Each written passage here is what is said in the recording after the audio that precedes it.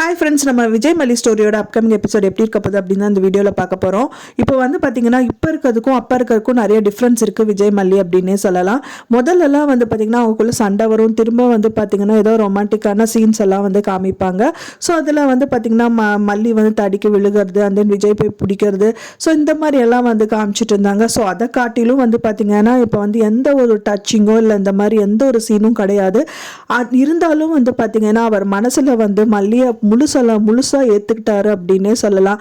ஆனால் அது வெளிப்படுறதுக்கு தான் இப்போ இந்த சந்தர்ப்பம் வந்து கரெக்டான சந்தர்ப்பம் கிடையாது அப்படின்னு வந்து அவர் நினச்சிருக்காரு. ஏன்னா வந்து அவர் பணக்கார விஜயா இருக்கும்போது அவர் ஒரு திமிரை மட்டும்தான் வந்து வெளிப்படுத்தினாரு அப்படிங்கிற மாதிரி தான் வந்து எபிசோட்ஸ் வந்து காமிச்சிட்டு இருந்தாங்க. ஆனால் இப்போ வந்து ஏழையாக இருக்கிற விஜய் வந்து நாளைக்கு பணக்கார ஆகி ஒரு நல்ல இப்போ மல்லியை கூட்டிகிட்டு வந்து ஏழையாக இருக்கிற விஜய் வந்து நாளைக்கு அவங்களோட பக்கத்திலே இருந்து அவங்களோட வந்து ஆதரவால் வந்துட்டு பார்த்திங்கன்னா நல்ல பணக்கார விஜயா வந்ததுக்கு அப்புறம் தான் மல்லியை கிட்ட வந்து இந்த விஷயங்கள் எல்லாமே சொல்லணும்னு நினைச்சிட்டு இருக்காரு. அதாவது வந்து மல்லியை லவ் பண்றேன்னு சொல்றது, அவகிட்ட சாரி கேட்கறது, அவங்க கையை பிடிச்சிட்டு அழுகிறது, கட்டி பிடிக்கிறது, இந்த மாதிரி எல்லாம் நிறைய விஷயங்கள் பண்ணணும்னு நினைக்கிறேன். பட் ஆனால் வந்துட்டு இப்போ இந்த சூழ்நிலை கிடையாது அப்படின்னு வந்து அவர் நினைச்சிட்டு இருக்காரு. ஏன்னா வந்து மல்லி வந்து கேட்குறாங்க உங்களுக்கு சப்போர்ட்டிவா அவங்க வேலைக்கு போட்டுமான்னு கேட்கும்போது கூட விஜய் வந்துட்டு இப்போத்துக்கு நான் வேண்டாம் அப்படிங்கிற மாதிரி தான் சொல்றாரு. ஸோ ஆனால் அது கொஞ்சம் ஹார்ஷாக சொல்லிடுறாரு. அப்படிங்கிறதுனால அவங்க தூங்கிட்டு இருக்கும்போது அவங்க பக்கத்துலேயே உட்காந்துட்டு அவங்க தலையை வந்து தடவி விட்டுட்டு இந்த விஷயங்கள் எல்லாமே சொல்கிறாரு. இப்போ காசு கூட வாங்காமல் வேலைக்காரியாக இருந்த மல்லி எங்கள் வீட்டில், எங்கள் வீடுங்கிறத விட அது என் வீடும் கிடையாது.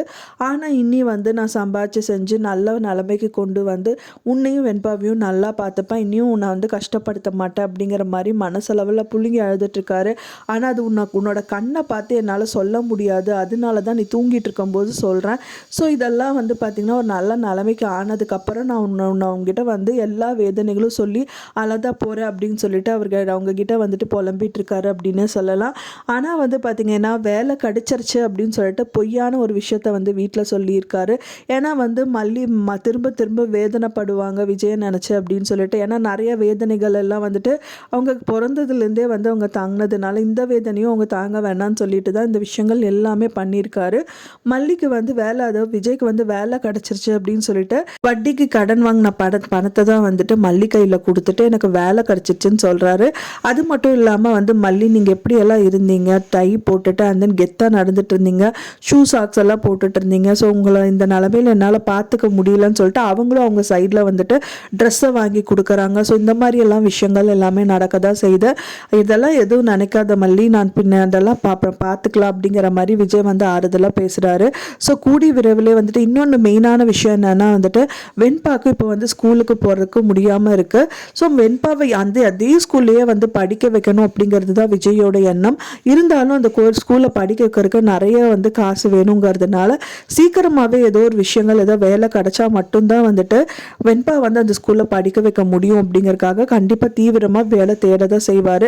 கூடிய விரைவிலே வந்துட்டு அவருக்கு வேலையும் கிடைச்சிரும் அப்படின்னு தான் எதிர்பார்க்கப்படுது. நீங்கள் என்ன நினைக்கிறீங்க அப்படின்னு சொல்லிட்டு உங்களோட கருத்துக்களை மறக்காமல் எனக்கு கமெண்ட்ல ஷேர் பண்ணுங்கள்.